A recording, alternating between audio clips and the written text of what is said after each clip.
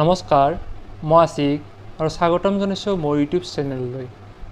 আজি আমি আলোচনা কৰিম যে 2021 চনৰ অসম টেটৰ কাৰণে আপোনালোকে কেনেকৈ প্ৰিপাৰেশ্যন কৰিব। তো প্ৰথম কথা যে 2021 চনত যি টেট হ'ব তো তাৰ এতিয়ালৈকে চিলেবাছ দিয়া হোৱা নাই। তো আপোনালোকে চিলেবাছ 2019 চনৰখন ফ'ল' কৰিব পাৰিব LP আৰু UPৰ বাবে, কিয়নো চিলেবাছ প্ৰায়ে কমন থাকিব, হয়তো 80% মান কমন থাকিব, 20% হয়তো নতুন হোৱাৰ সম্ভাৱনা আছে। এতিয়া আহিছোঁ যে ফ'ল' দ্য চিলেবাছ, তাৰমানে কি, যিকোনো আপুনি কম্পিটিটিভ এক্সাম দিব বা এক্সাম দিব, আপুনি চিলেবাছ ভালদৰে জানিব লাগিব, কাৰণ চিলেবাছ অবিহনে পৰীক্ষাত পাছ কৰা সম্ভৱ নহয়। তো প্ৰথম কথা, আপুনি LP আৰু UPৰ বাবে যিখন চিলেবাছ আছে, দুয়োখন চিলেবাছ ভালদৰে উলিয়াই ল'ব। চিলেবাছখিনি উলিয়াই লোৱাৰ পিছত তাৰ যিবিলাক কণ্টেণ্ট আছে, সেই কণ্টেণ্টবিলাক আপুনি ভালদৰে বহীত হওক লিখি ল'ব। তাৰ পিছত আপুনি কি কৰিব, এখন ডেইলি ৰুটিন বনাই ল'ব। ডেইলি ৰুটিনত আপুনি লিখিব যে আপুনি LPৰ কাৰণে মেথছ কেতিয়া পঢ়িব, EVS কেতিয়া পঢ়িব, অসমীয়া কেতিয়া পঢ়িব, পেডাগজি কেতিয়া পঢ়িব, ইংলিছ কেতিয়া পঢ়িব, সেইবিলাক টাইম লিখি ল'ব বা টাইম উলিয়াই ল'ব কেনেকৈ কেতিয়া কি পঢ়ে। তাৰপিছত কি কৰিব, যে এতিয়া আহিল যে কিতাপ কি পঢ়িব। আপুনি চিলেবাছ বনাই ল'লে বা চিলেবাছ উলিয়াই ল'লে, তাৰপিছত ডেইলি ৰুটিন বনাই ল'লে, এতিয়া আহিল কিতাপ, যে যিবিলাক যি চিলেবাছ দিয়া আছে, চিলেবাছত যিবিলাক কণ্টেণ্ট বা টপিকছ আছে, সেইবিলাক বস্তুৰ কাৰণে কি কিতাপ ভাল হ'ব। কিছুমানে আপোনাক চন্দ্ৰ প্ৰকাশন ক'ব, কিছুমানে জ্যোতি প্ৰকাশন ক'ব, কিছুমানে বহুত প্ৰকাশন আছে যিবিলাকে টেটৰ কাৰণে কিতাপ বনায়।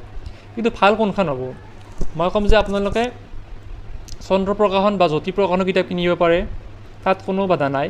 কিন্তু লগতে চিলেবাছ কভাৰ কৰা যিবিলাক কিতাপ থাকে, ডাইৰেক্ট আপোনালোকে নাপাব, কিন্তু কিছুমান কিতাপ আছে, ধৰি লওক আছামিয়াৰ বুক আপুনি চাব পাৰে, য'ত আপুনি বহুত কথা পাব।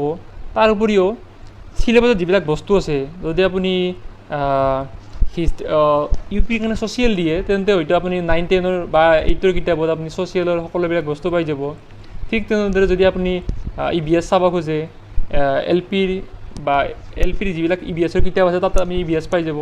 সেনেকুৱা আপুনি বস্তুবিলাক চাই ল'ব লাগিব। যদি আপুনি কিতাপত নাপায়, তেন্তে আপুনি উইকিপিডিয়াত, গুগলত চাৰ্চ কৰিব পাৰে, নাইবা আপুনি ইউটিউবতো চাব পাৰে, কিয়নো আজিকালি চববিলাক বস্তু ইউটিউব, উইকিপিডিয়া পায়ে যায়।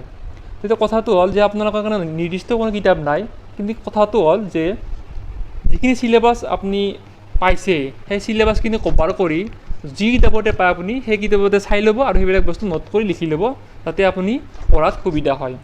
তাৰপিছত কি, যে আপুনি বি পজিটিভ, অৰ্থাৎ পজিটিভ হৈ থাকক, কাৰণ সময় হাতত বহুত কম, প্ৰায় 2 মাহমান আছে। 2 মাহৰ ভিতৰত আপুনি এই চিলেবাছখিনি কভাৰ কৰিব লাগিব। তো মানুহে হয়তো আপোনাক বহুত কথা ক'ব যে হ'ব নে নহয়, পাছ কৰিবি নে নকৰি, এইবিলাক কথা কৈ থাকিব পাৰে, কিন্তু আপুনি সেইবিলাক চব বাদ দিয়ক। মই কৈছোঁ যে আপুনি প্ৰথম চিলেবাছখিনি উলিয়াই লওক, চিলেবাছৰ লগত যিবিলাক কণ্টেণ্ট আছে, টপিকছ আছে, লিখি লওক ভালদৰে বহীত। তাৰপিছত এটা ডেইলি ৰুটিন লিখি লওক।